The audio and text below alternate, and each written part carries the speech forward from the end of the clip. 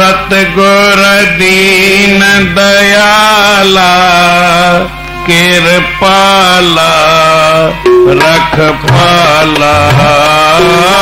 सतगुर दीन दयाला कृपाला रखपाला। ओ सतगुर दीन दयाला कृपाला रखपाला।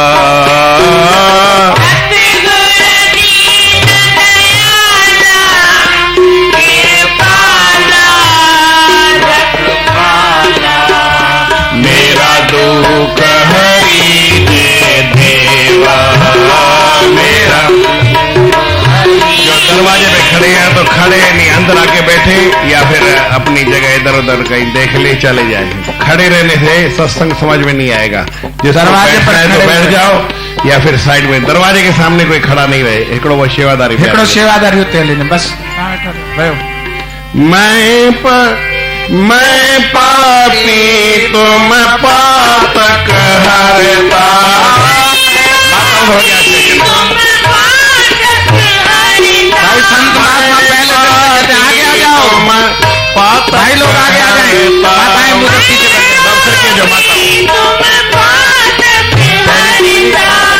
मैं मैला तुम निर्मल करता।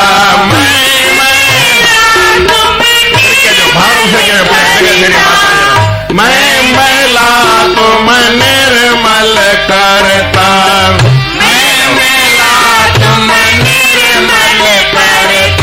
भगवन बख्शण हारा दातारा हितकारा। भगवन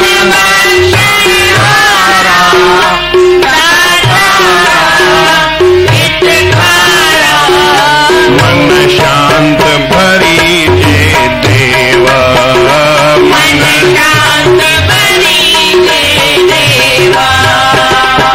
सतगुर दीन दयाला कृपाला रखपाला।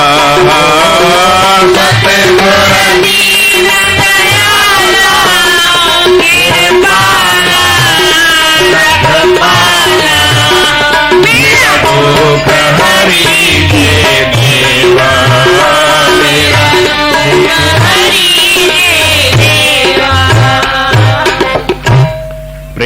प्रेम से बोलो श्री राम। श्री राम। सतनाम साक्षी। धीरे धीरे बोलो।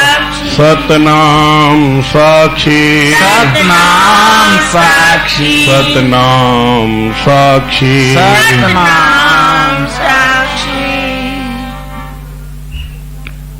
परम आदरणीय सदगुरु महाराज, उनके स्वरूप में बैठे हुए पूजनीय योग हमारे संत महात्मा एवं गुणीजन मंडल, सतगुरुदेव के स्वरूप में बैठी हुई सतगुरुदेव की प्यारी भागों वाली साध संगत, प्रेम से बोलो श्री राम।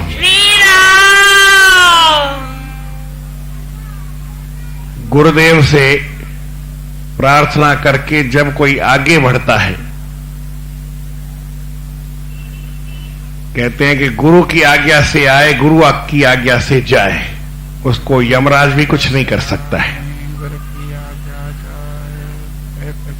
गुरु महाराज प्रार्थना करते हुए कहते हैं, सतगुर दीन दयाला कृपाला रखपाला, मेरा दुख हरिजे देवा। प्रभु मेरे आप दुखों को दूर करो, क्योंकि इस जीव के दुख ऐसे दूर हो नहीं सकते हैं। कबीरदास जी एक बात कहते हैं कि देखो, शुकदेव जी महाराज थे, उन्होंने भगवान शिव की कथा सुनी, अमर कथा सुनी। अमर कथा सुनने के बाद उसका वो शरीर पलट गया, तोते का शरीर छोड़कर के वो माता के गर्भ में आया। भगवान की खूब भक्ति की, लेकिन मन में उसको शांति नहीं मिली। अपने पिता के पास आया, पिता मेरे मन में शांति नहीं है, वेद व्यास जी कहते हैं कि पुत्र क्या बात है, अपने को आप क्या समझते हो? कुछ अपने को जाना है, पहचाना है? बोले कि पिताजी मैंने भगवान शिव की कथा सुनी है, आपके ये शास्त्र पढ़े हैं, परंतु मेरे मन में शांति नहीं है। तो पिता ने कहा कि तुम जाके गुरु करो। बोले और किसको करूं? आपको गुरु बनाता हूं। तो उसको गुरु बनाया और मंत्र सुनाया। बोले ये तो मैं पहले ही जानता हूं, इससे कोई आगे की बात बताओ। मनुष्य के मन में होता है कि आगे क्या है, आगे क्या है, आगे क्या है। अरे जहां आप खड़े हैं वहां क्या है ये सोचो, इसी से फायदा है। आगे क्या है इससे कोई मतलब नहीं है। अभी आप जहां खड़े हैं, अभी जो समय है, अब तक हो चुका सो हो चुका, होने वाला होता रहेगा, लेकिन अभी क्या करना है आपको ये सोचने की बात है। जिसने अभी को ठीक कर लिया वो ठीक हो जाता है। वेद व्यास ने कहा इसको मैं क्या बताऊं? बोले कि जाओ, मैं तो इतना नहीं आपको बता सकता, राजा जनक है वो आपको सुनाएगा। आकर के देखा कि राजा जनक तो अपने जनवासे में बैठा है, स्त्रियों के साथ बैठा है। जब नहाता है तो 25 स्त्रियां एक साथ, 21 स्त्रियां सुहागिन बैठ करके उसको नहलाती है। कोई गर्म पानी करती है, कोई उपटन लगाती है, कोई टॉवल लेके खड़ी है, कोई पानी लेके खड़ी है, कोई लोटा लेके खड़ी है। जब भोजन करता है तो 56 प्रकार का भोजन सामने आता है, अलग अलग तरह का, और सोने के बर्तनों में भोजन आता है। बोले ये कैसे ज्ञान बताएगा, ये तो त्यागी नहीं है। लेकिन जनक भी जान गए, उनको 3 दिन दरवाजे पे खड़ा कर दिया। और कहते हैं कि उस समय कहीं आग लगी तो शुकदेव जी देखने लगे, और जनक जी ने कहा कि मिथिलायाम परिदग्धायाम न मे दहति किंचन। सारी मिथिला पूरी जल जाए लेकिन मेरा कुछ नहीं जलता, मेरा आत्म तत्व कभी जलता है? मेरे आत्म तत्व को कोई जला नहीं सकता है। नैनम छिंदंती शस्त्राणी नैनम दहति पावक, न चैनम क्ले दयंत्यापो न शोषयति मारुत। आपके अंदर आत्म तत्व है, परमात्मा है, वो कभी जन्मता है कि मरता है? न जायते मृत्यते वा कदाचिन नायम भूत्वा भविता वा न भूय, अजो नित्य है शाश्वतोयम पुराणो न हन्यति हन्यमाने शरीरे। शरीर के नाश होने पर क्या वो आत्म तत्व आपका नाश होता है? जब शुकदेव ने सुना कि ये आग लगने पर भी ऐसी इसकी स्थिति है, तो जरूर कोई बात होगी। कहने लगा प्रभु मुझे ज्ञान बताओ, और ज्ञान लिया। ज्ञान लेने के बाद कबीरदास जी इस शब्दों को और कहते हैं, गर्भ जोगीश्वर गुरु बना। गर्भ में योगीश्वर गुरु बना। कौन? शुकदेव। गर्भ जोगीश्वर गुरु बना, लागा हर की सेव, कह कबीर वैकुंठ से फेर दिया शुकदेव। उसको वैकुंठ में आने नहीं दिया, उसने गुरु नहीं किया है। और फिर क्या किया? जनक विदेही गुरु किया, लागा हर की सेव, कह कबीर वैकुंठ में फेर मिला सुखदेव। वही सुखदेव फिर आ गया वैकुंठ में, लेकिन अब उसको वापस नहीं किया, क्योंकि उसने राजा जनक को गुरु बनाया, अपने आत्म तत्व की पहचान की।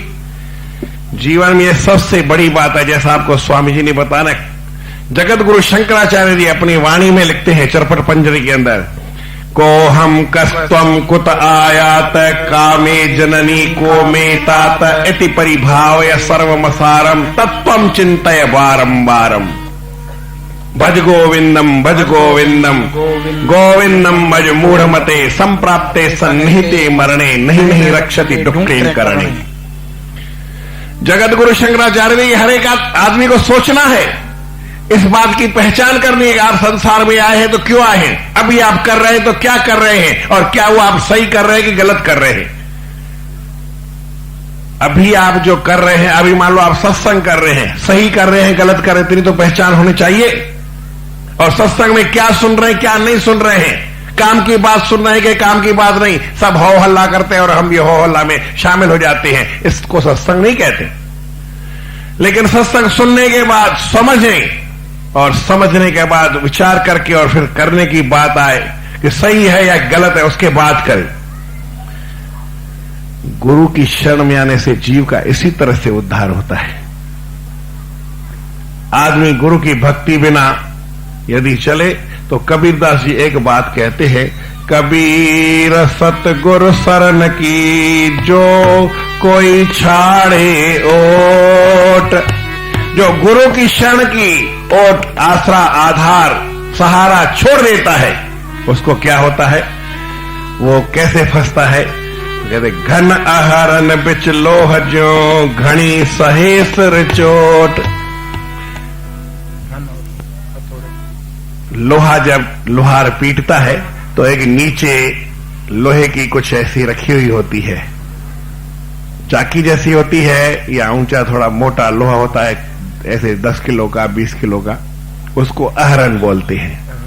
उसके ऊपर लोहा रखते हैं, उसके ऊपर छेनी रखते हैं और उसके ऊपर घन चलाते हैं। तो घन के और आहरण के बीच में लोहे की हालत क्या होती है? वही जो गुरु की सहारा, गुरु का आधार, गुरु की शरण छोड़ देता है, उसको इतना ही तकलीफ में आना पड़ता है। प्रेम से बोलो श्री राम। श्री राम। इसलिए कभी हम गुरु की शरण को छोड़े नहीं। सुरत समावे नाम में जग से रहे उदास, कह कबीर गुरु शरण में दृढ़ राखो विश्वास। कबीरदास जी के गुरु की शरण में अपना विश्वास पक्का रखो। अगर आपका विश्वास पक्का है, कोई आपको हिला नहीं सकता है, तो आप पार हो जाएंगे। लेकिन आपके विश्वास में कभी गड़बड़ है तो फिर आप आगे नहीं बढ़ सकेंगे। इसीलिए पूरा विश्वास रखो। जितना जितना आपका विश्वास होगा उतना ही। विश्वास कैसे कहते हैं, किसको कहते हैं? जब विश्वास होता है तो क्या होता है? कहते हैं जब विश्वास होता है तो बहुत कुछ आनंद होता है। कह कबीर सतगुरु शब्द में सुरत रहे सिर सार, तब मुखते मोती झरे हीरा अनंत अपार। जब गुरु के वचन में विश्वास होता है तो आपके मुख से मोती झरने लग जाएंगे, हीरे मोती बहेंगे, आपका एक एक वचन अमूल्य हो जाएगा। आपकी आंखों से ऐसा कुछ दृष्टिपात होगा कि सबका कल्याण होगा, आप भी आनंद में रहेंगे और सारा संसार आनंद में होगा कि आपकी सुरती गुरु के वचन में होनी तब। कबीर साहब से कहा कि महाराज जी आप ऐसी बात करते हैं कि हम मान लो आपके जैसे हो जाए, गुरु में विश्वास रखे। तो कबीर जैसे बोले, हाँ कोई बड़ी बात नहीं है। कबीर कबीर तुम क्या करे, समझो गुरु मत ज्ञान। बोले कबीर कबीर क्या कहते हो? गुरु की मति, गुरु का ज्ञान, गुरु की सद्बुद्धि जो आपको ज्ञान देता है उसको आप समझो। क्या होगा? काम क्रोध मद जो तजे सोई कबीर सुजान। आप काम क्रोध को छोड़ो, आप भी कबीर बन जाओगे, आप भी हमारे गुरु महाराज बन सकते हो। कोई बड़ी बात नहीं है। परंतु गुरु के आगे ऐसी प्रार्थना करेंगे, गुरु अपने दुखों को दूर कर देते हैं। मैं पापी तुम पातकहर्ता। प्रभु मैं पापी हूं और आप पापों को दूर करने वाले हैं। मैं मैला तुम निर्मल करता। गुरु यही बात करता है। मैं मैला हूं, मेरा मन मैला है, आप उसको पवित्र करते हैं, शुद्ध करते हैं, साफ करते हैं। एक बात विचार करने की बात है, यहां मैं पहली बार बताता हूं लेकिन कई जगह मैंने बताई है। ये सामने पर्दा है और इधर भी पर्दा है, इधर भी है। इसमें मेरा फोटो लगा हुआ है, किसको दिखता है? मेरे शरीर का ऐसा फोटो किसको दिखता है? आपके शरीर, आपके फोटो भी लगे हुए हैं, किसी को दिखते? इतने आदमी बैठे हैं, दिखते हैं कि नहीं दिखते? लगे हैं कि नहीं लगे हैं? मैं ऐसा करता हूं कि चारों तरफ आईना लगा देता हूं। आईना समझते हैं? आईना समझो, शीशा समझो, अरीसा समझो, आरसी समझो, दर्पण समझो, प्रतिबिंबी समझो, जो भी कहो। गिलास लगा देता हूं चारों तरफ, तो आपका फोटो उसमें आएगा कि नहीं आएगा? अरे भाई सही बात है, आपका फोटो तो अभी भी है, लेकिन गिलास नहीं है, आपका फोटो नहीं है, ऐसी बात नहीं है। फोटो आपका पूरे दुनिया के अंदर है, आपका, हमारा, सबका, शरीर का। आत्मा की बात नहीं कहता हूं, भगवान की बात नहीं कहता हूं, भगवान सब जगह है कि नहीं है, लेकिन आपका ये फोटो इस शरीर का ये सब जगह है, लेकिन सब जगह आरसी नहीं है, सब जगह आईना नहीं है। तो समझने की बात है कि हमारा मन है ना, वो थोड़ा मैला है, आईने जैसा नहीं है, वो पत्थर जैसा है। इस मन को आप थोड़ा सा साफ करके, पवित्र करके, शुद्ध करके आईने जैसा बना दो, तो इसके अंदर क्या है, वो परमात्मा जो सब जगह है वो दिखेगा। दिल के आईने में है तस्वीरें यार की, और जब जरा गर्दन झुकाई देख ली।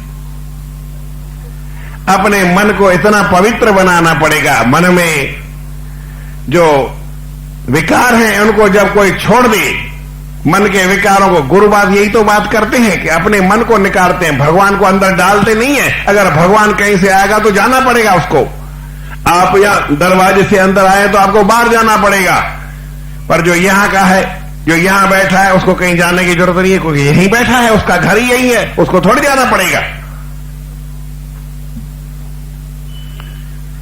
हमारे मन में परमात्मा है ही है, सबके मन में है, ऐसी कोई जगह नहीं है जहां परमात्मा नहीं है, लेकिन हमारा सब जगह मन आरसी जैसा नहीं है। कबीरदास ने कहा कि आपको ऐसा दिखता है? कबीरदास ने पूछा, बोले हाँ मेरे को तो दिखता है, पाथर कांकर ठीकरी और भया आरसी मोह। अब ये पत्थर है, कंकर है, ठीकरी है, ये दरी है, ये छत है, ये जो कुछ आपको दिखता है, लोहा है, लक्कड़ है, पत्थर है, सबके अंदर मेरे को वो आरसी जैसा बन गया है। कई लोग कहते हैं कि आप बता दो सब भगवान है, तो सब कोई भगवान हो सकते हैं? भाई सब भगवान नहीं हो सकते, तो आरसी जैसे तो हो सकते हैं। तो परमात्मा की शक्ल अपने आप आपके अंदर आ जाएगी, आपके मन के अंदर परमात्मा अपने आप आ जाएगा। अपने मन को खाली निर्मल करना है, पवित्र करना है। और कबीरदास यही बात कहते हैं, कबीरा मन निर्मल भया जैसे गंगा नीर, पीछे पीछे अर्पण कहते कबीर कबीर।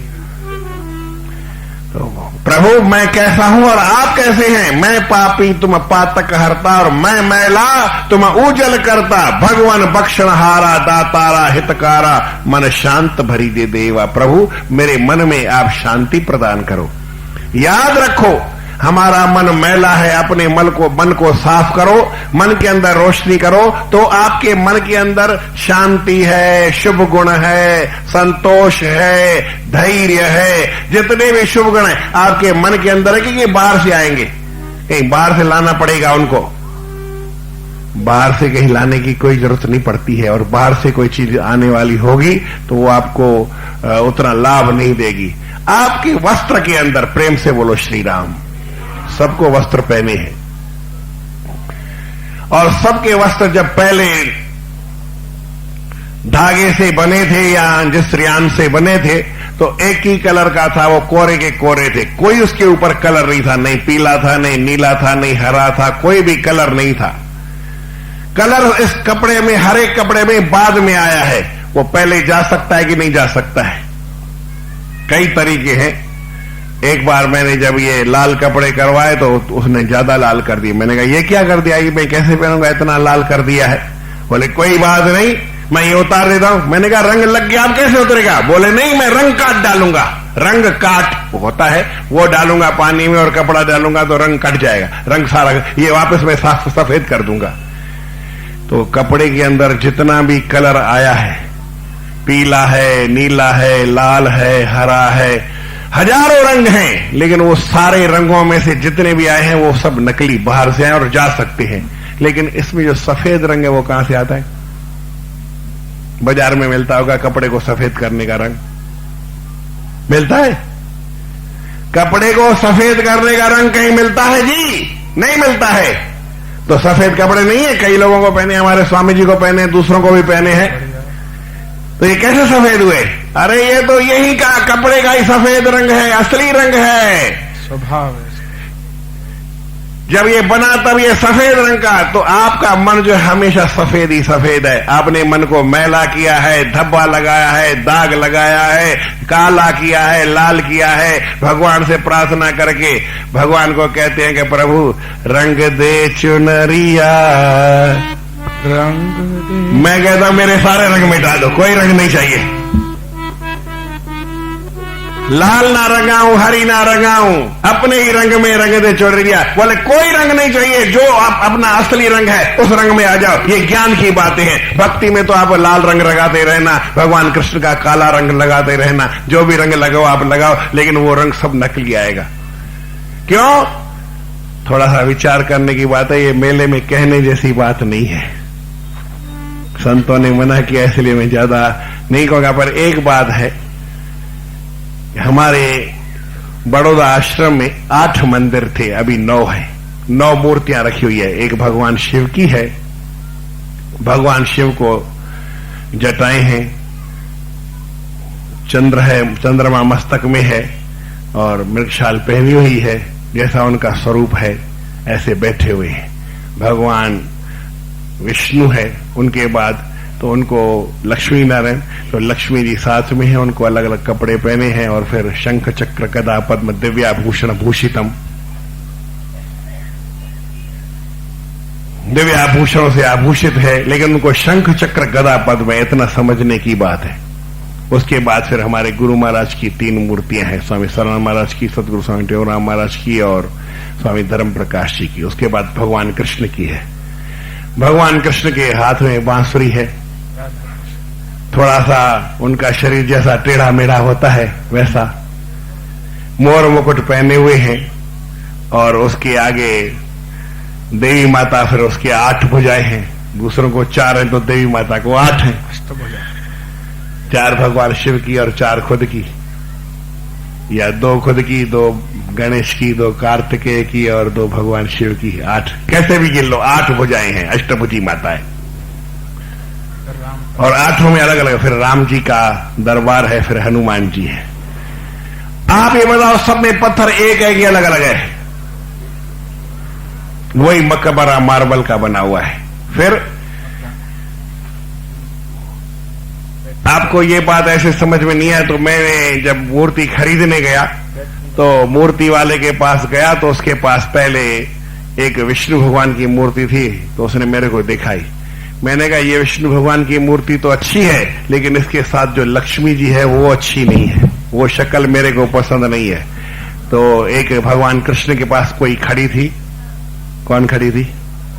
राधा जी। उसको उठा के और वहां रख दिया, राम उसके विष्णु भगवान के पास। बोले ये देखो। मैंने कहा तुम क्या करते हो? राधा जी को विष्णु भगवान के साथ कैसे जोड़ते हो? ऐसा कोई होता है कि पत्नी दूसरे के पत्नी के साथ जोड़ दे? ऐसा हो सकता है? बोले महाराज ये तो आप पूजा करेंगे तब है, अभी तो पत्थर एक ही है। जैसे ये लक्ष्मी और राधा और सीता एक ही बनती है, अलग अलग नहीं बनती है। मैंने कहा पर शिव जी के साथ रख दो। बोले नहीं, पार्वती जी अलग बनती है, वो खप्पर वाली होती है, उसको दूसरा स्वरूप है, उसको ऐसे कमल और के हाथ, कमल का फूल हाथ में नहीं होता है। मैंने कहा अच्छी बात है, तो तुम लक्ष्मी और सीता और राधा एक ही बनाते हो? बोले हाँ। मैंने कहा चलो ये वाली मेरे को बस ये रख दो, तो रख दिया। मैंने कहा ये तो बना तो नहीं। बोले कैसे नहीं बना? मैंने कहा इसके चक्कर में ऐसे छेद है, मैंने खुला चक्कर है, इसका बंद चक्कर है। बोले महाराज फिर इसका तो खुला करना पड़ेगा तब होगा। फर्क कहां है मैं ये पूछ रहा हूं। आप क्या समझते हैं भाई जो लक्ष्मी के अंदर आत्मशक्ति है, जो पार्वती के अंदर आत्मशक्ति है, या जो सीता जी के अंदर आत्मशक्ति है, या जो राम और कृष्ण और शिव के अंदर जो हनुमान के अंदर आत्मशक्ति है, वो अलग अलग है कि एक ही है? एक सवाल पूछ रहा हूं आपसे, फिर आप अलग किसको मानते हैं? बांसुरी धारण कर ली तो कृष्ण भगवान का बन गया।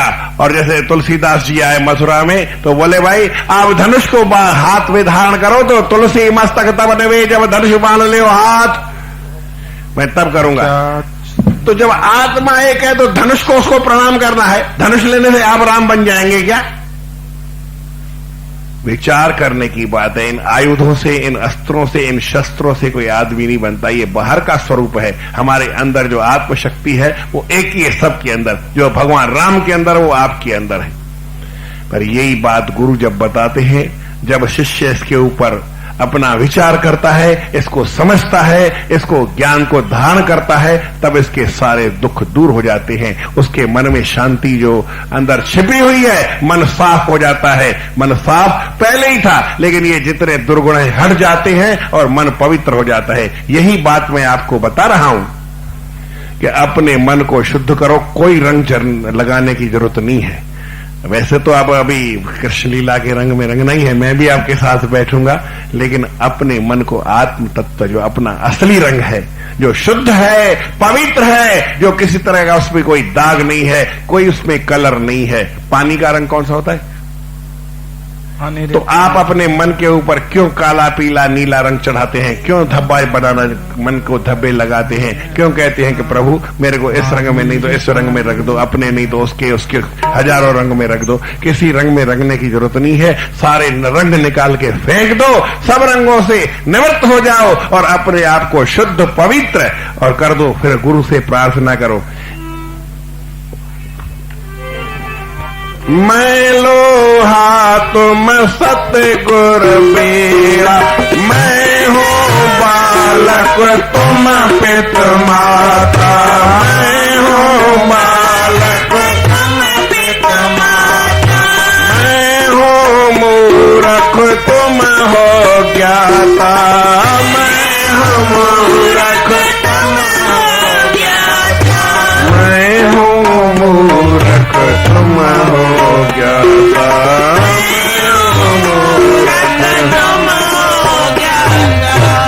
पूरण परोपकारी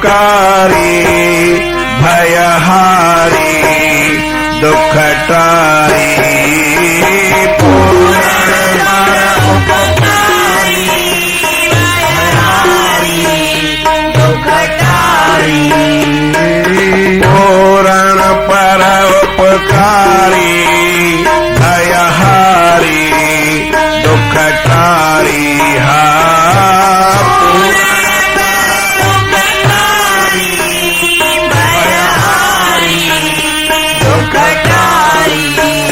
जमजाल जरी दे देवा, जमजाल जरी दे देवा, मैं लोहा तुम सतगुर बेड़ा,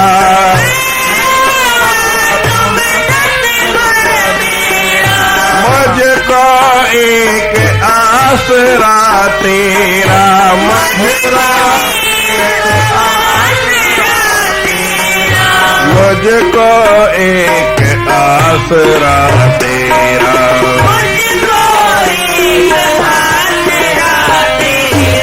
भव से पार तराओ, अब आओ और लाओ, भव से पार तराओ, अब आओ और लाओ, सिर हाथ धरी दे देवा, मेरे सिर हाथ धरी देवा, कहे क्यों मैं शरण तुम्हारी,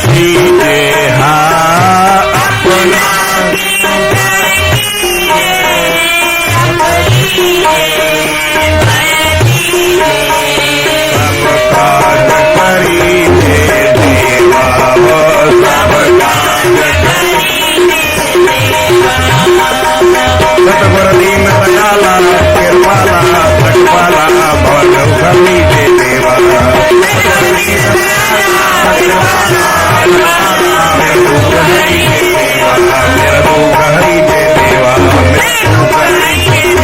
बोलो गुरुदेव भगवान की। इसलिए हम गुरु महाराज से प्रार्थना करें, हमारे गुरु महाराज की यहाँ के लोगों को किसी को कम पहचान हो, है तो सही, गुरु महाराज को सारे ही जानते हैं, क्योंकि सूरज को बताने की जरूरत नहीं होती है, परंतु फिर भी इसमें राजस्थान में टीवी के ऊपर 1 महीने तक ये जो दिखाया गया था वो उन्होंने कहीं छापा है, राजस्थान सरकार ने प्रौढ़ शिक्षण समिति ने छापा है। संत टेऊराम और संत सगुर शरण में बैठ कर अरदास कहे त्यों दास की पूरन करिए, आज दुख सर्वई दूर हो लगे हम की त्रास, कार्य हो वनरास संशय कोई ना रहे, कार्य हो वनरास।